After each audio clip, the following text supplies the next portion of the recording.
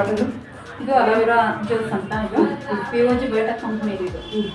ಇದು ಏನಕ್ಕೆ ತೊಗೊತಿದ್ದೀನಿ ಅಂದರೆ ನನಗೆ ಗ್ಯಾಸ್ಟ್ರಿಕ್ ಪ್ರಾಬ್ಲಮ್ ತುಂಬ ಇತ್ತು. ಇದನ್ನು ತೊಗೊತಾ ಇದ್ದೀನಲ್ಲ, ಇವಾಗೆಲ್ಲ ಕಂಟ್ರೋಲಿಗೆ ಬಂದಿದೆ ಗ್ಯಾಸ್ಟ್ರಿಕ್ಕು.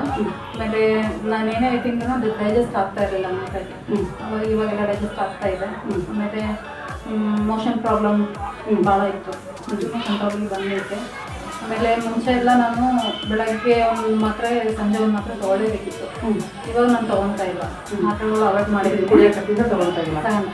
ಅವಾಯ್ಡ್ ಮಾಡಿದ್ದೀನಿ, ಆದಷ್ಟು ಅವಾಯ್ಡ್ ಮಾಡಿದ್ದೀನಿ.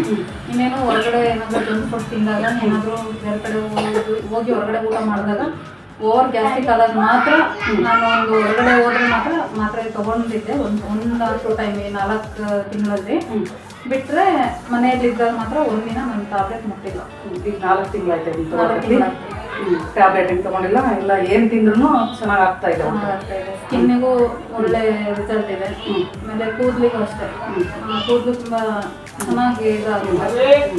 ಏರೆಲ್ಲ ಉಡುತ್ತಾ ಇದ್ರು ಎಲ್ಲ ಚೆನ್ನಾಗಿ ಸ್ಕಿನ್ ಸನ್ ಟ್ಯಾನ್ ಎಲ್ಲ ಆಗಿತ್ತು.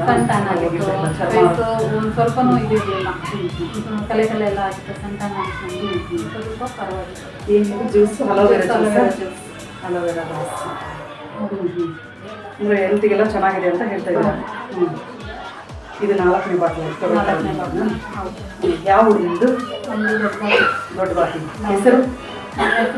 ಕವಿತಾ. ಕವಿತಾ.